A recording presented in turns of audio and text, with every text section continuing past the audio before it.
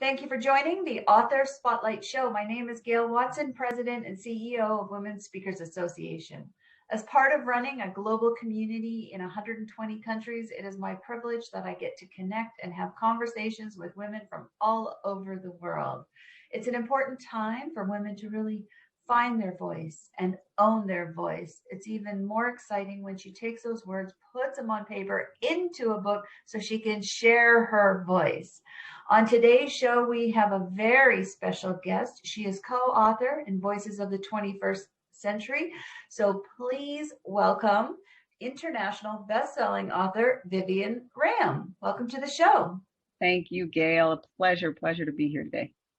And great to have you. So I am super excited about what we're going to talk about today, because I think every business owner, listen up, business owners, you need to hear this, because we have just come out of we're in this climate of severe change, and it's really thrusted us into what you're talking about, Vivien, about reinvention, refocusing. So let's dive on in to the story that you share. Yeah, so my chapter is called Pivot, Reframe, Refocus, and Re-energize. And it's all about developing a business resiliency strategy during an unprecedented event. So, for us right now, it's COVID, but it could be so many things. I know right now we're dealing with folks who have power outages in Texas, right? And so what do you do when you have these events that occur? And so for me, it was important to develop a framework, right? Something to go by, a plan, a strategy to work by. And so that's where this came from. And so this whole chapter really dives deep into that strategy. I love that. And so what really inspired you to want to share this story? I mean, what is that message for the business owners out there? For me, the reason why I wanted to share the story and why it's so inspiring for me is that I saw so many people were facing the similar challenges, right? COVID hit, they didn't know what to do. There was no plan in place. Everybody was literally just trying to stop the bleeding. And so, I like to find, I call them rainbows. So the opportunities in difficult times, and said, you know what, this is a good time to put together some type of a strategy. I think it can help other business owners. And so as I was going through the process, I started to document it. And out of this sort of emerged this strategy, this framework around a business resiliency plan and the steps that you needed to take to really get through this process and to understand that this is an evolving, ever moving, constantly changing process. I love that. And so as we visualize someone reading your story, what is it that you really want them to take away from it? I want people to know that when your business goes through a difficult time, right, a challenge like this, that you're not alone, right? And you really do need resources, you need people, and you need a plan. And so, as we go through the chapter, as you look at what it takes to pivot and to reframe and to refocus and sort of re-energize yourself, you need all of those things. And we're not meant to go through this life alone. And you're definitely not meant to go through business alone. I love that. Now, talking about your business, I mean, you are a strong business owner. You own a Code Ninjas education center. Mm-hmm. And so share with us a little bit more about what you're doing and, maybe how you're helping other business owners out there as well. Sure. So for us at Code Ninjas, I'll take a step back a little bit. So we teach kids about computer coding. So they learn how to code by developing their own video game. It's a 9-level belt system similar to karate. And so they learn things like JavaScript, they learn Python in various parts of our program, they learn Lua and C# and Unity, but they also learn other things like 3D development, website development. So through our camps and our various badge programs, there's really a wide array of skills that our students, we call them ninjas, that they learn as they go through our program. And it's exciting. We like to say that this should not feel like a school day at Code Ninjas, right? That this is a fun place where kids learn, but where parents see results. And so, especially at a time like this where kids aren't getting out as much, having a safe place where you can bring your kids is important, but also having a virtual option. So for some parents, the virtual works. And so that's one of the ways that we had to pivot, right? Is that, hey, this pandemic isn't going away for a while. And so how do we continue our business? And so we started with online programming, and we're a brick and mortar location. And so we started that, that area of online group work. We do individual coaching through that. So it's just a whole nother avenue that we had to create as a result of the pandemic. Wow, it's a lot, Yeah. and you went into this. I mean, there was no manual on how to pivot, was there? No, right? There isn't a manual. And I think that's where people need to realize it's, when I start off and I talk about pivoting, right? It's literally stop the bleeding, right? It's, something has hit. What are you going to do to make sure that you can still, survive beyond this? And so we cut expenses. We were able to cut our expenses by 35% pretty quickly. Um, we made a specific choice when we had to shutter our doors to freeze all of our customers, and so we weren't taking any payments. We provided some free programming because we knew that the kids were at home and they needed to do something. And some people may say that's crazy, right? You'll lose all your customers. But I believe that you got to do what's best for people at that moment, and people were struggling, right? People were losing jobs. They didn't know whether their jobs were going to be around. And so for me, I felt like the best thing we could do is have them not worry about this one thing, right? That's the thing that we can contribute to our families is that, hey, don't worry about Code Ninjas. Let's see what's going to happen, right? And we'll be back, right? We'll be back when this is over, a month or two, for however long we had to shutter our doors. And when we came back, it was interesting because we had some of our customers came back, but then we got a whole bunch of new customers. So, we were growing even while a pandemic was going on. And so the next stage of the business resiliency is to reframe. And so when you're reframing, it's what are those opportunities?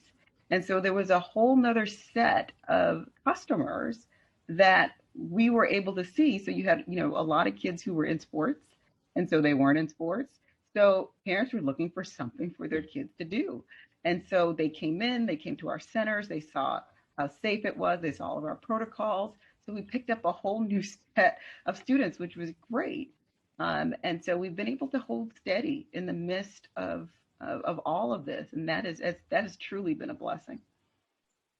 That's phenomenal. And having um, watched you and had conversations with you behind the curtain during this time I mean, you are a true demonstration of, I mean, it's been your fighting attitude. I'm not giving up, doing whatever it takes as a business owner, because there's many businesses today, right now, that haven't um, been able to readjust, and they're thinking reemerge is just not even happening. Is there other ways that I mean, because as a business owner to business owner, like to be able to connect with you, do you come in and speak to groups or consult with other owners? Yes. So I consult. I consult with entrepreneurs who are going through similar things. My target market is female entrepreneurs, but I am open to anybody who needs assistance because it's important, right? You got to know how you're able to manage through this. And so when you've pivoted, right, and you've reframed and you've kind of looked at your business with the new lenses, right? 2020 vision, you move to the place of refocusing. And you're refocusing on where your business is today. You let go of what was, and you're in this place of what is. And so now how do I move ahead in this place? And that's the stage where you're doing a lot of planning based on the information you have today and where you think your business will go. And this is why it's resiliency. You got to be able to move and pivot and change, right? And so COVID has been such a great, I say, a great case study. I'm sure we're going to be looking at this for decades and decades of just how you need to continue to adjust, right? Because even right now, it's great. We have vaccines that are out, and we hope by the end of the year or sooner, we're in a better place.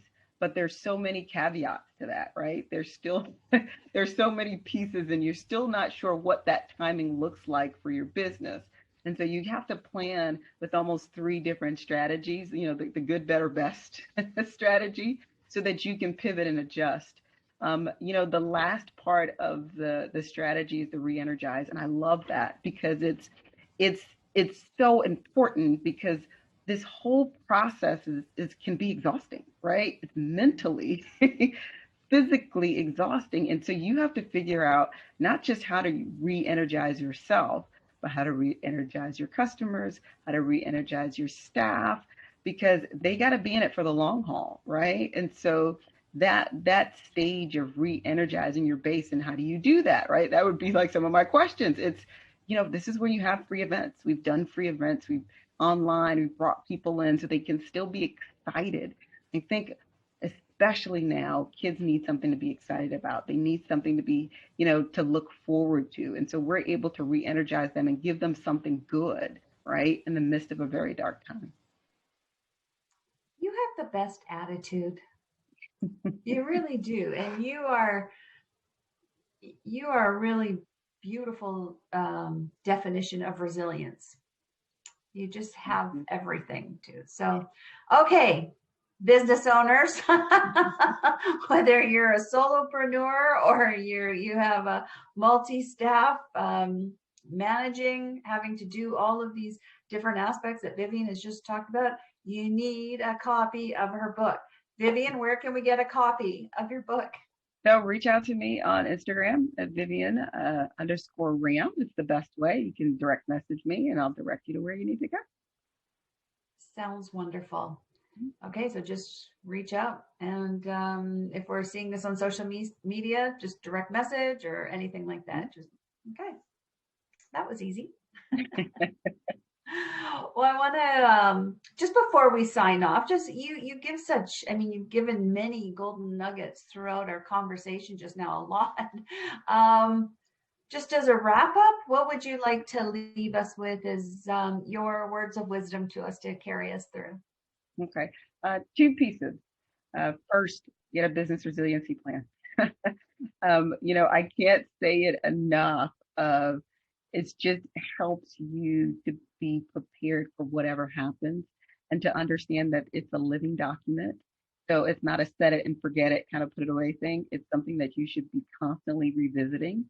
At some point, COVID will sort of fade away in the background. And so people get comfortable and you forget about it, but really make it a living document.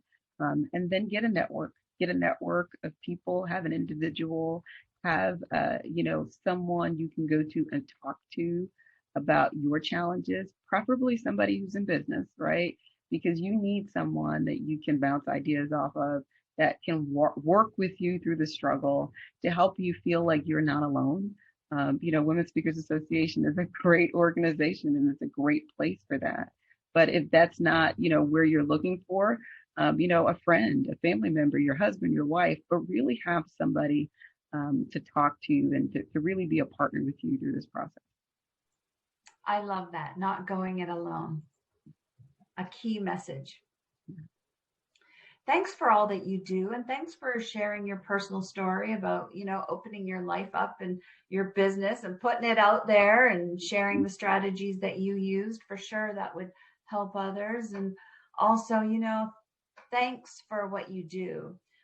Creating the new ninjas of our future.